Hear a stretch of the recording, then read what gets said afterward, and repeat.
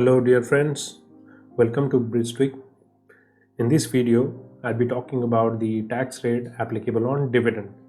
This is one of the favorite topics of paper 7 direct tax, and also there are some confusions in rates that are applicable on various scenarios.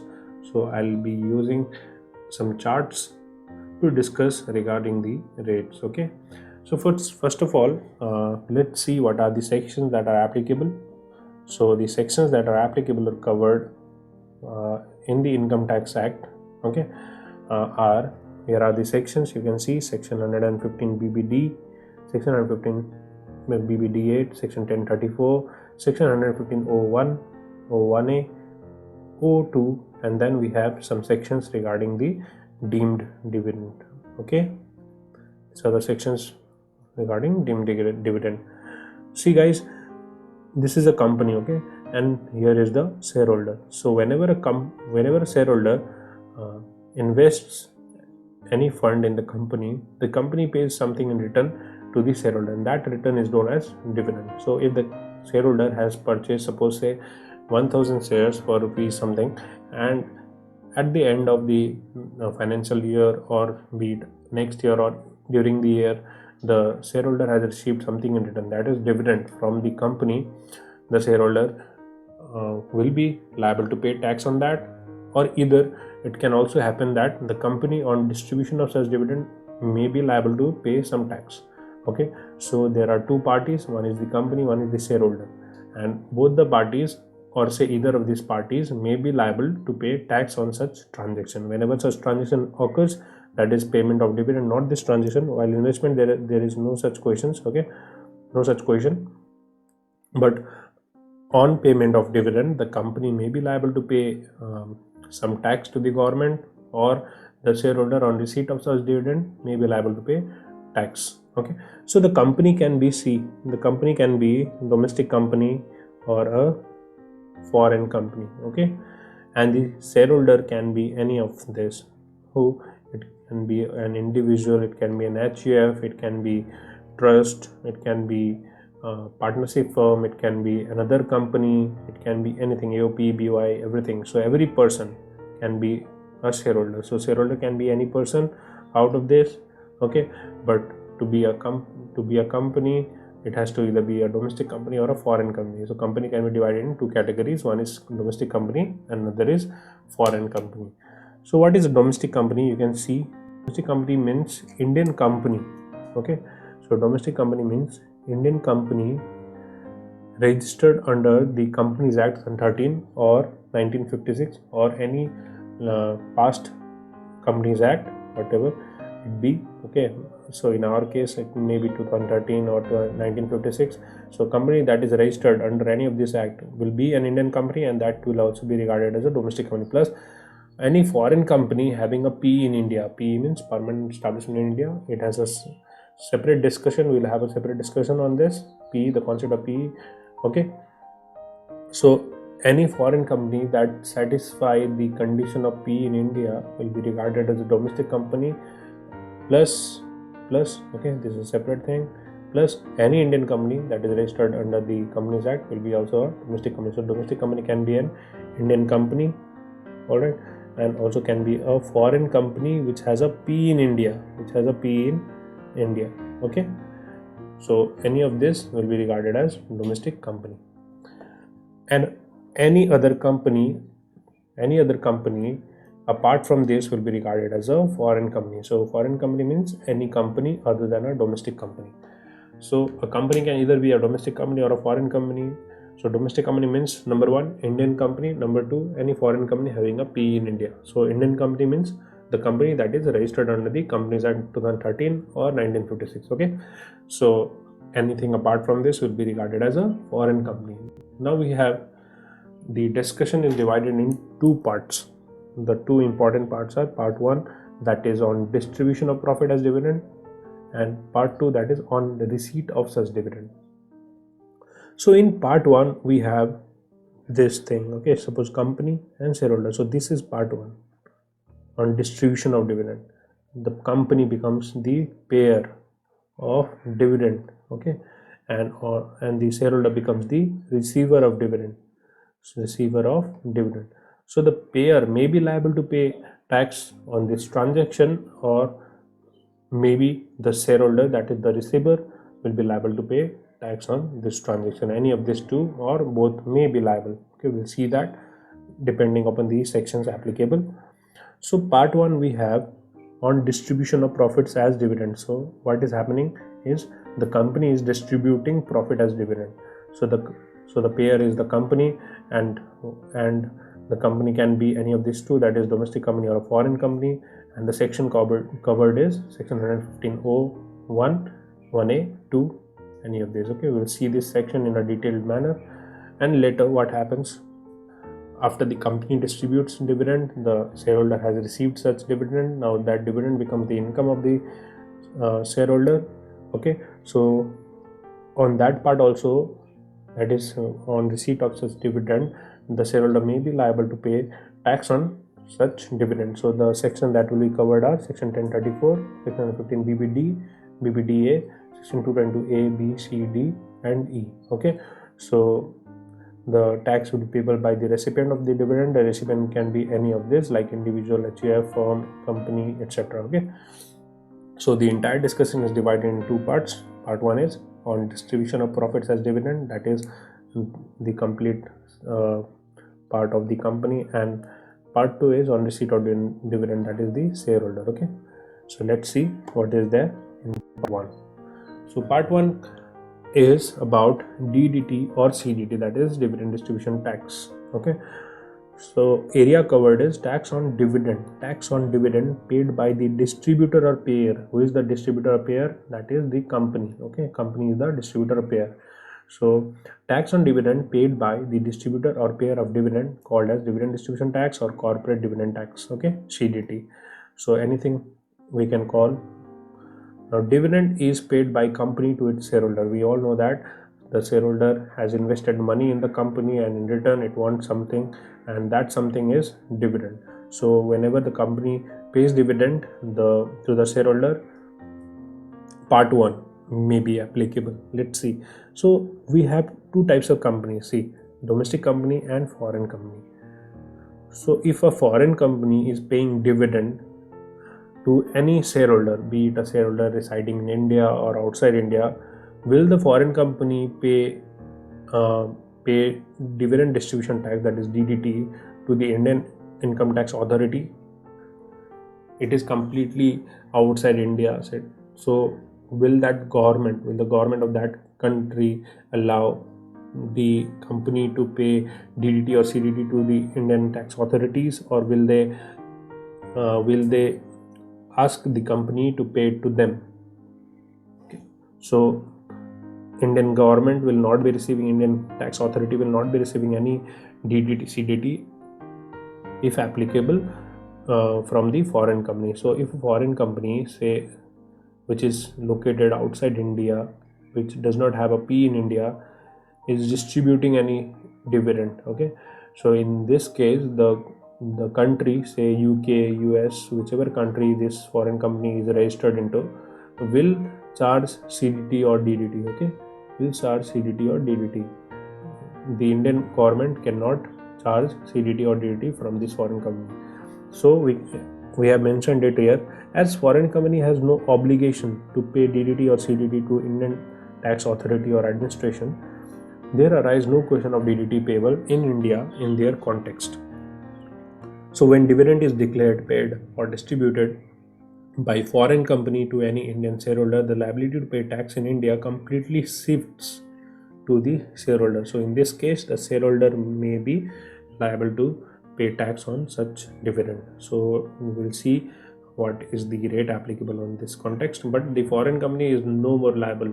Okay, there is no such obligation on that foreign company because it is already located outside India, it does not have a P in India, and it has no relation with India apart from this shareholder. So the burden or the obligation to pay tax on such transaction completely shifts to the shareholder. Okay, so as we will learn various provisions dealing on such matter. Okay, So hence our coverage in part 1 will be taxation of dividend. See, our corporate coverage will be taxation of dividend on domestic company, that is DDT in the context of domestic company. So guys, domestic company, okay, section 115O will be applicable. So for DDT, the section that is applicable is section 115O. okay. So this section I have divided in two parts. Number one, the first part is all dividends, that is any form of dividend, be it in cash or in any manner, that is deemed dividend on section 222 to 222A, B, C, D, other than 222E. okay, other than 222E, that is all dividend other than 222E is covered in the first part, and the second part is this dividend under section 222E, as you can see. So all dividend other than section 222E, for that we have a separate rate, and for dividend under section 222E we have a separate rate. okay, so for dividend under section 222E, there is a higher rate applicable. We'll see that in a later part in the ending of this video about these sections. But first of all, let's see what are the rates applicable. okay, so all dividend other than section 222E, for them the rate of DDT is 15% gross up. Gross up means just we have to do something like this. See, 15% is the rate, okay, and out of 100, 15 is taken, so the remaining part is 85%. So divided with 85, we'll get 17.647%, and then we'll add 12% surcharge, and we'll add 4% cess, and then the final rate that comes out is 20.555%. okay, see, the concept of gross up, it is a little broader one. To understand that, we'll have to make a separate video. I'll make a separate video and we'll understand that with some examples. But in this video, as it is a summary, will not go so deep into it. Just understand whatever is remaining, whatever percentage is remaining. Suppose the rate was 20% gross up, then what we will be doing is 20% plus the remaining out of 100, that is 80%. We'll just divide it with that and we'll get the rate. okay, so this is all about gross up in a simplified manner. So the rate applicable will come out to be 20.555%. okay, in case of all dividends other than 222E. But for dividend in section 222E, we have DDT at the rate of 30%, and there is no concept of gross up. That is straightforward 30% plus 12% surcharge and 4% cess will apply, and the final rate that will come out is 34.944%. So for the company which pays CDT or DDT, there are two rates. The first one is 20.555%, okay, and the second rate is 34.944%. This rate is for 222E, and for all other dividends the rate applicable is 20.555%. How it comes out is given out here, you can see. okay, and now let's see, there is a, I have made a note on this NPS trust, the concept. See, in case of dividend paid to NPS trust, suppose the company and the shareholder. So one of the shareholder is a National Pension Scheme Trust. So for them, whenever company is paying dividend, whenever the company is declaring or paying dividend, the company is not liable to deduct no DDT or CDT. okay, no DDT CDT shall be applicable in their case. So it is a complete exemption given to the NPS trust. So in case of dividend paid to NPS trust, no question of deduction of DDT or CDT. okay, and there is a section called as 115P. In this section we have CDT or DDT to be paid within 14 days. We have a time limit of 14 days to deposit such CDT to the government from the date of declaration, distribution or payment, whichever is earliest, else 1% per month interest will be applicable. okay, from the 15th day. Suppose the delay is say 30 days, then from the 15th day we have say 15 days delay. So that's why for the 15 days will be considered it as 1 month, because it is written here, interest at the rate of 1% per month from the 15th day for every month or part thereof. See, for part thereof means if the delay is 30 days, so from 15th day till 30 days the delay becomes in total of 16 days. Okay, so 16 days will be considered as a month, because a part of the month will also be considered as a month. So the rate applicable will be 1%. So if the delay is say 50 days, then in that case again will minus 14 days from 50, will have 36 days. So 30 days will be 1 month and 6 days will be also considered as 1 month. So in total we'll have 2 month delay into 1%, that is going to be 2% per month. 2% will be the applicable net applicable rate. Okay, that is for 2 months. So this is about the section 115B. Now we have section 115O1A. This is a reduction in DDT or CDT. What is reduction in DDT or CDT? Say guys, for example, see, this is company A, okay, and this is company B, this is company C, okay, and there is a shareholder of company A. So if suppose, let me change the color. If suppose this company is the holding company and this is the subsidiary company and this is also a subsidiary company, and this is situated in India, this is situated in suppose UK, okay, and these two companies are the subsidiary of this holding company. Okay, so in this case, suppose this holding company has invested more than 50% in any of these two companies, in both these companies. Okay, so in this case, whenever a dividend is paid to the holding company and this subsidiary company being an Indian company has already paid DDT to the government, that is 115O became applicable for this company, and it has already paid DDT, CDT, whatever it came out to the government. So suppose it declared 100 crore as dividend to this company A, and now this company A is paying say 300 crore to the shareholder of company A. So in this case, this 100 crore will be deducted, because once CDT or DDT has been already paid on this amount, and again the company is not liable to pay CDT DDT on this amount as it is already paid. That's why the net amount on which CDT or DDT will be payable by this company, that is company A, will be 200 crore, because already this 300 crore includes 100 crore that came from company B. So this will be deducted. Similarly, if this UK company, that is a subsidiary of company A, is paying say dividend of 100 crore to company A, so in that case also there is a section called as 115 BBD. Okay, so if that section became applicable and company A has paid the respective tax on applying this section, so on that particular amount the company is no more liable to deduct DDT again.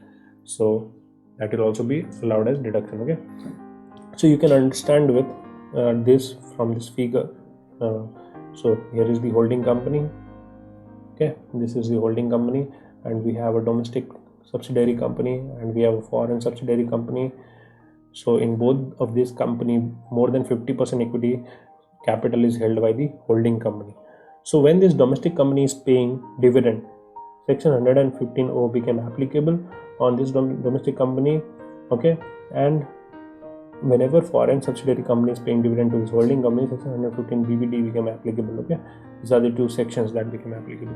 So in both the section, in first case, domestic company on being applied section 115O has already distributed dividend after reduction of DDT, and in the second case, when 115 BBD was applicable, became applicable, the holding company has already paid tax on such dividend after applying the respective rate. Okay, so in both the case, suppose 100 crore was received from this and 100 crore was received from this, so 200 crore dividend that was received by this holding company is free from any tax, because already tax has been deducted. Now if this 200 crore or say 300 crore is being distributed by this holding company to its shareholders, then reduction will be allowed. Reduction of this 200 crore will be allowed, and the company will be liable to pay tax, that is CDT DDT, on suppose 300 crore was distributed,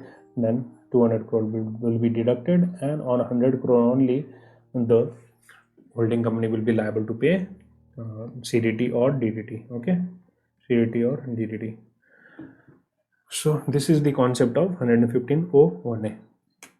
Whenever you will learn the provisions and go through this example or this video, this will clarify more. Okay, and 115.02 is about grossing up. I have just taken an example, a small example, and I didn't go so deep.